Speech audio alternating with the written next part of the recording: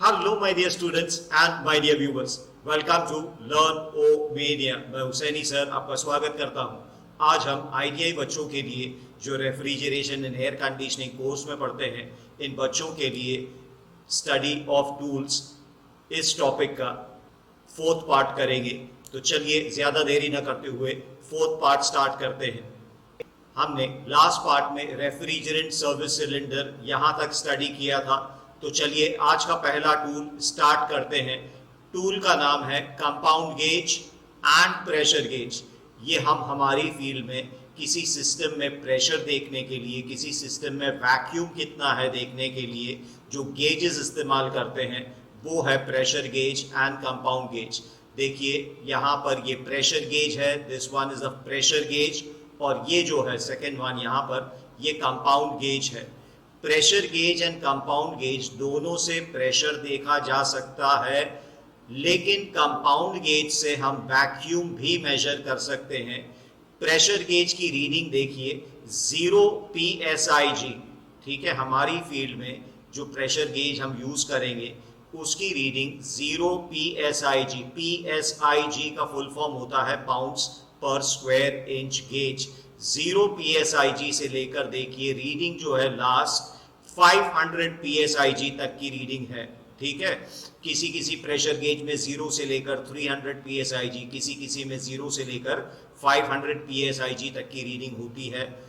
आज जो R410 वगैरह की जो रेफ्रिजरेंट आ रही है, इसके लिए, इस रेफ्रिजरेंट के लिए हमारे पास कम से कम 0 से 500 psig तक का रीडिंग वाला प्रेशर गेज होना ही चाहिए, ठीक है। क्योंकि ये सब आजकल की जो रेफ्रिजरेंट है इनका प्रेशर ज़्यादा होता है, इनका वर्किंग प्रेशर ज़्यादा होता है। तो कम से कम जो प्रेशर गेज है हमारे पास वो 0 psig से 500 psig का कम से कम होना ही चाहिए। चलिए दूसरा देखते हैं कंपाउंड गेज। कंपाउंड गेज भी बिल्कुल प्रेशर गेज की तरह 0 से लेकर देखिए कंपाउंड गेज के ऊपर 350 psig तक की रीडिंग है प्रेशर की, ठीक है। It starts from 0 year up to 350 psig। लेकिन कंपाउंड गेज जो है उसका फायदा ये है कि इसमें वैक्यूम की रीडिंग भी होती है। 0 के नीचे वैक्यूम की रीडिंग भी है इसमें। 0 से लेकर -30 इंचेस ऑफ मर्क्यूरी तक इसमें वैक्यूम की रीडिंग भी है कंपाउंड गेज में। तो कंपाउंड गेज की मदद से हम किसी सिस्टम में अगर वैक्यूम हमने क्रिएट किया है, किसी सिस्टम में से एयर प्रेशर हमने क्रिएट किया, कम किया है, ठीक है, तो हम उसको वैक्यूम कहते हैं। और वैक्यूम मेजर कितना हुआ है कितना नहीं हुआ है, अगर आपको वैक्यूम मेजर करना है तो आपको कंपाउंड गेज ही यूज करना पड़ेगा, क्योंकि इसी में वैक्यूम की रीडिंग होती है 0 से लेकर -30 इंचेस ऑफ मर्क्यूरी तक। तो ये है प्रेशर गेज और कंपाउंड गेज। और यहाँ पर ये आजकल जो है ऐसे डिजिटल टाइप के pressure gauge and compound gauge निकले हैं, आप ये पिक्चर में देख सकते हैं। So this is a digital pressure gauge और कंपाउंड गेज। इस पर हमें रेफ्रिजरेंट का नंबर, कौन सी रेफ्रिजरेंट पर हम काम कर रहे हैं, नंबर आ जाएगा, प्रेशर या वैक्यूम मेजर किया जा सकता है। सो ये डिजिटल प्रेशर गेज वर्किंग करने में और रीडिंग देखने में काफ़ी आसान पड़ता है। तो ये था pressure gauge and compound gauge. चलिए बढ़ते हैं हमारे नेक्स्ट टूल की ओर। हमारा नेक्स्ट टूल है वैक्यूम गेज। वैक्यूम गेज जो है वो सिर्फ और सिर्फ किसी सिस्टम के अंदर कितना वैक्यूम है, हमने कितना वैक्यूम क्रिएट किया है, हम वैक्यूम गेज से सिर्फ वैक्यूम ही मेजर कर सकते हैं। आप देखिए ये वैक्यूम गेज है। ये पॉइंटर वाला जो गेज होता है उसको एनालॉग गेज कहते हैं, और ये जो है ये डिजिटल गेज है, ठीक है। सो यहाँ पर आप देख सकते हैं ये एनालॉग वैक्यूम गेज में 0 से लेकर ये तरफ -30 इंचेस ऑफ मर्क्यूरी की रीडिंग होगी। हम जो हमारी फील्ड में वैक्यूम गेज यूज करेंगे उसकी रीडिंग 0 इंचेस ऑफ मर्क्यूरी से लेकर -30 इंचेस ऑफ मर्क्यूरी तक की रीडिंग होनी चाहिए, ठीक है। और ये है एक डिजिटल वैक्यूम गेज, ठीक है। इसको हम माइक्रोन गेज भी कहते हैं, ठीक है। ये माइक्रोन गेज भी कहा जा सकता है। ये माइक्रोन गेज जो है वो वैक्यूम की रीडिंग माइक्रॉन्स में बताता है, से for example 100 microns, 200 microns, 500 microns, तो ये जो माइक्रॉन गेज होगा ये हमें वैक्यूम की रीडिंग माइक्रॉन्स में बताएगा। अदरवाइज जो एनालॉग गेजेस हैं, ये analog gauges 0 inches of mercury से लेकर -30 इंचेस ऑफ मर्क्यूरी तक की रीडिंग बता सकते हैं। आई होप तुम्हें समझ में आया होगा। चलिए बढ़ते हैं हमारे नेक्स्ट टूल की तरफ। नेक्स्ट टूल करने से पहले मैं आपसे रिक्वेस्ट करना चाहूंगा कि प्लीज अगर अभी तक आपने मेरी चैनल को सब्सक्राइब नहीं किया है तो प्लीज मेरी चैनल को सब्सक्राइब कर लें और साथ में बना बेल आइकन जरूर दबा लीजिएगा for getting the latest video update. मेरी एक रिक्वेस्ट है कि प्लीज आप जब मेरी वीडियोस देखते हैं तो प्लीज लाइक बटन दबाना मत भूलिए एंड साथ में अगर आपको मेरी वीडियोस अच्छी लगती है तो प्लीज कमेंट किया कीजिए। कमेंट आपकी मेरे लिए बहुत ज़रूरी है और आपकी कोई भी क्वेश्चन हो, कोई भी क्वेरी हो, आप ज़रूर नीचे कमेंट बॉक्स में अपनी कमेंट्स भेज सकते हैं। मैं ज़रूर आपकी कमेंट्स क्लियर करने की, रिप्लाई करने की कोशिश करूंगा।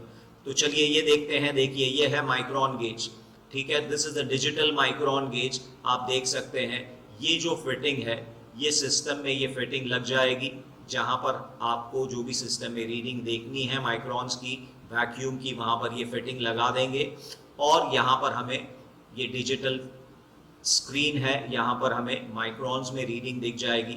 देखिए ये वैक्यूम पंप के साथ ये माइक्रॉन गेज कनेक्ट किया हुआ है, ठीक है। ये प्रोब वाला माइक्रॉन गेज है और ये बिना प्रोब वाला डायरेक्ट फिटिंग करने वाला माइक्रॉन गेज है।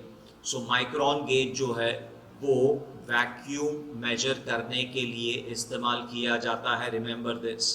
चलिए बढ़ते हैं नेक्स्ट टूल की तरफ। हमारा नेक्स्ट टूल है मैनिफोल्ड गेज, ठीक है। ये कुछ ऐसा दिखता है मैनिफोल्ड गेज। मैनिफोल्ड गेज में दोनों gauges, pressure gauge as well as compound gauge, एक ही साथ में होते हैं। एक ही गेज पर दोनों ये गेजेस लगे हुए हैं। This is manifold gauge. ये देखिए ये रेड कलर का जो है वो प्रेशर गेज है। हमेशा जो रेड कलर है वो इंडिकेट करता है हाई साइड, मतलब प्रेशर गेज होगा यहाँ पर। जो ब्लू कलर है वो है वैक्यूम गेज और compound gauge I can say, ठीक है। तो ये ब्लू कलर वाला जो है ये कंपाउंड गेज है। ब्लू कलर ऑलवेज इंडिकेट करता है लो साइड एंड रेड कलर वाला जो है ये है प्रेशर गेज। चलिए देखते हैं कि इसको ऑपरेट कैसे किया जाता है। यहाँ पर अलग अलग ये वाल्व्स दिख रहे हैं, ये वाल्व्स को हम किस तरह ऑपरेट करेंगे चलिए सीखते हैं आज। देखिए ये डायग्राम में this is a manifold gauge. ये हिस्सा जो है ये लो साइड का है, ये हिस्सा हाई साइड का है। ये होज कनेक्शन है, होज पोर्ट है, सर्विस पोर्ट है लो साइड के लिए, लो साइड पर फिटिंग करने के लिए। वैसे ही ये पोर्ट जो है ये सर्विस पोर्ट है हाई साइड पर फिटिंग करने के लिए। और ये बीच में जो है ये कॉमन पोर्ट है, ठीक है। हाई साइड पोर्ट की तरफ ये जो हाई साइड का चेंबर है वहाँ पर एक वाल्व रहता है इस चेंबर को कंट्रोल करने के लिए। वैसे ही लो साइड पर जो है, लो साइड पर एक दूसरा वाल्व यहाँ लगा हुआ है लो साइड के चेंबर को कंट्रोल करने के लिए, ठीक है। यहाँ पर आप देख सकते हैं, देखिए ये ओपनिंग होती है लो साइड, लो चेंबर, लो साइड चेंबर और कॉमन के बीच में ये ओपनिंग आपको कंट्रोल करनी है। वैसे ही हाई साइड का ये जो चेंबर है और कॉमन पोर्ट का जो चेंबर है उसको कंट्रोल करने के लिए ये यहाँ पर ओपनिंग बनी हुई है, ठीक है। अब आप डायग्राम के हिसाब से देख सकते हैं, अगर मैं ये हाई साइड का वाल्व पूरा राइट इन कर दूंगा, ठीक है, अगर मैं पूरा इसको राइट इन कर दूंगा तो ये वाल्व स्टेम जाकर इस पोर्ट को बंद कर देगी, ठीक है। तो ये जो हाई साइड का पोर्ट है वो पूरा राइट इन करने पर, हाई साइड का वाल्व राइट इन करने पर हमारा ये हाई साइड का जो कनेक्शन है ये कट हो जाएगा, ठीक है, ये बंद हो जाएगा। वैसे ही अगर लो साइड का पोर्ट मैं पूरा राइट इन कर दूं, लो साइड का पोर्ट पूरा राइट इन करता हूं वाल्व से, तो ये कनेक्शन यहां पर बंद हो जाएगा। उस समय हमारा लो साइड का जो सर्विस पोर्ट का कनेक्शन है ये बंद हो जाएगा, ठीक है। सो ऐसे ही आपको बस राइट इन या राइट आउट करने से आप पोर्ट्स को कंट्रोल कर सकते हो। अगर हाई साइड पूरा आपने राइट इन कर दिया, हाई साइड राइट इन करने से ये पोर्ट और ये पोर्ट, हाई साइड का पोर्ट और कॉमन पोर्ट के बीच में कनेक्शन टूट जाएगा। अगेन वैसे ही बिल्कुल उसी तरीके से अगर आप लो साइड का वाल्व पूरा राइट इन कर देते हो तो ये पोर्ट और ये पोर्ट के बीच में कनेक्शन टूट जाएगा, ठीक है। एंड वाइस एंड वर्सा, बिल्कुल इसका उल्टा, अगर हाई साइड का वाल्व आप राइट आउट करते हो, राइट आउट, आपने लो साइड का वाल्व राइट इन किया है, हाई साइड का वाल्व राइट आउट करके रखते हो तो ये दोनों स्टार्ट होगा, और लो साइड का वाल्व राइट आउट रखते हो तो ये दोनों स्टार्ट होगा, common port and low side service port. And अगर दोनों वाल्व जो है, दोनों वाल्व आपने राइट आउट रखे हैं तो दोनों पोर्ट चालू रहेंगे कॉमन पोर्ट के साथ। तो इनडायरेक्टली कॉमन पोर्ट के साथ हाई साइड का पोर्ट आपको कंट्रोल करना है, या कॉमन पोर्ट के साथ आपको लो साइड का पोर्ट कंट्रोल करना है, तब ये वाल्व यूज होता है, ठीक है। अब उसी तरीके से देखिए, ये हाई साइड जो चेंबर था वहां पर कनेक्शन है हाई प्रेशर गेज का, जो लो साइड का जो चेंबर है वहां पर आगे कनेक्शन है कंपाउंड गेज का। तो यहाँ पर चेंबर के अंदर जो भी प्रेशर है वो हमें यहाँ पर गेज पर दिख सकता है, ठीक है। जब हम काम करेंगे तो यहाँ पर चेंबर में जो भी प्रेशर होगा हाई साइड का या लो साइड का, वो हमें रिस्पेक्टिव गेजेस पर दिखेगा। ये जो गेज है ये आजकल टेक्नीशियंस के बहुत काम आ रहा है। इससे हम लोग high side and low side दोनों साइड्स पर एक साथ में वैक्यूमाइज कर सकते हैं, हम दोनों साइड पर एक साथ में प्रेशराइज कर सकते हैं, तो इससे काम बहुत फास्ट हो जाता है। ये हम कनेक्ट कर देंगे लो साइड सर्विस पोर्ट पर, ये हम कनेक्ट कर देंगे सिस्टम के हाई साइड सर्विस पोर्ट पर, और ये जो बीच में है यहाँ पर हम नाइट्रोजन सिलेंडर कनेक्ट करके प्रेशर डाल सकते हैं दोनों पर। यहाँ पर हम वैक्यूम पंप कनेक्ट करके सिस्टम में से दोनों साइड से हम high side as well as low side से वैक्यूम कर सकते हैं एक साथ में। तो इससे काम जो है काफ़ी आसान हो जाता है और काफ़ी फास्ट हो जाता है मैनिफोल्ड गेज सेट के ज़रिए। So this was manifold gauge, और मैंने थोड़ा फास्ट समझाने की कोशिश की है। ये टॉपिक तो काफ़ी बड़ी है, मैंने थोड़ी कोशिश की है इसको फास्ट समझा सकूं। चलिए नेक्स्ट अब छोटा कंपोनेंट देखते हैं, छोटा टूल देखते हैं, छोटा मटेरियल देखते हैं, टेफ्लॉन टेप। ये छोटी चीज़ है लेकिन बहुत इंपॉर्टेंट चीज़ है।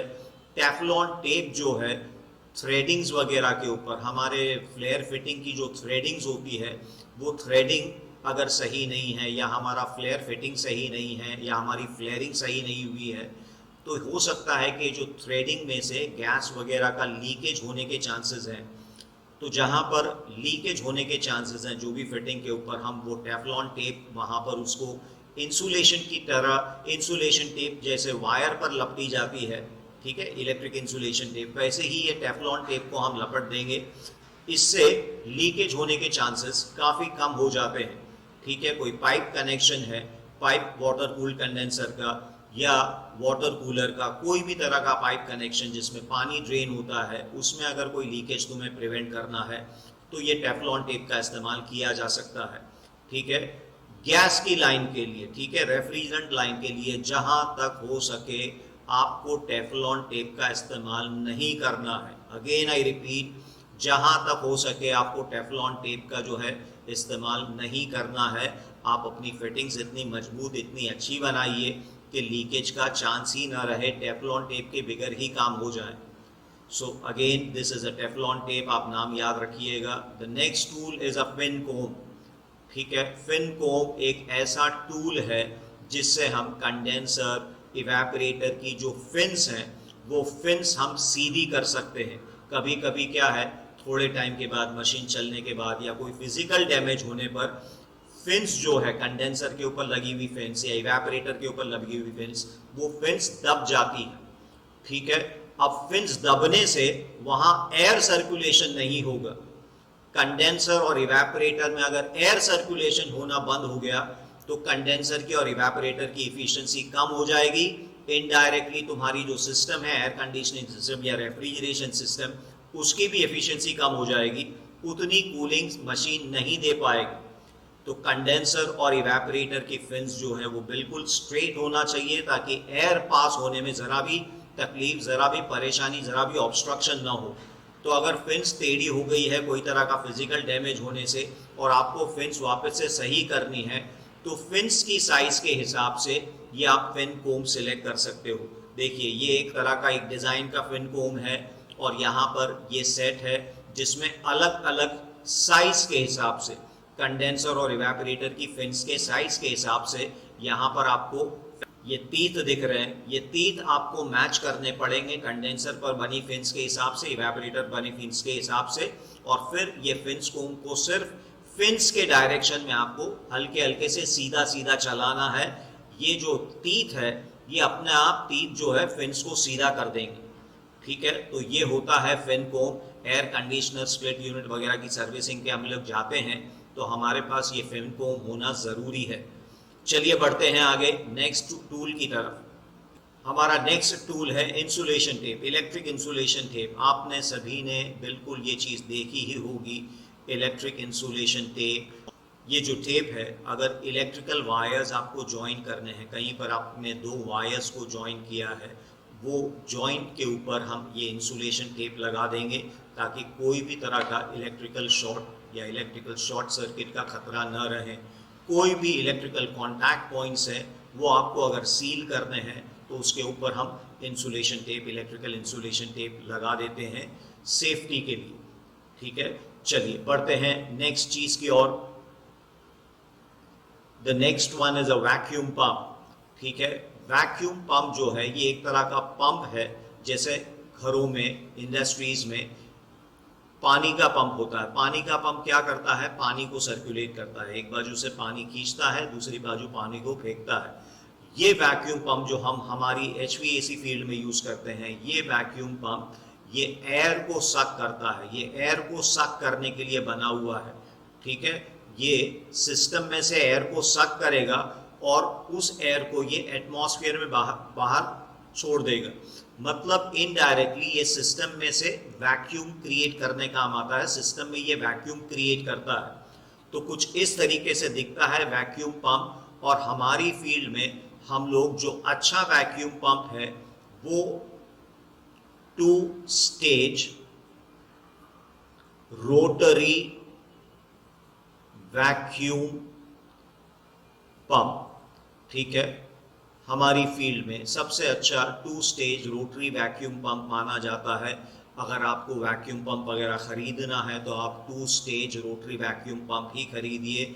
ये काफ़ी अच्छे तरीके से सिस्टम में वैक्यूम करेगा, काफ़ी लो माइक्रोन्स तक ये वैक्यूम क्रिएट कर सकता है, ठीक है। तो this is a vacuum pump. Vacuum pump का काम क्या है, अगेन सिस्टम में से एयर को निकालना, सिस्टम में टोटल वैक्यूम क्रिएट करना, ये होता है वैक्यूम पंप का काम। आज की वीडियो मैं यहीं स्टॉप करता हूँ। आशा करता हूँ आपको आज की वीडियो समझ में आई होगी। अगर आपकी तरफ से कोई भी क्वेश्चन है तो ज़रूर नीचे कमेंट बॉक्स में आप अपने क्वेश्चन लिख कर भेज सकते हैं। मैं ज़रूर आपकी क्वेरीज क्लियर करने की कोशिश करूँगा। जल्द ही हाजिर होऊंगा मैं मेरी नेक्स्ट वीडियो के साथ। तब तक के लिए good bye my students and thank you all my viewers.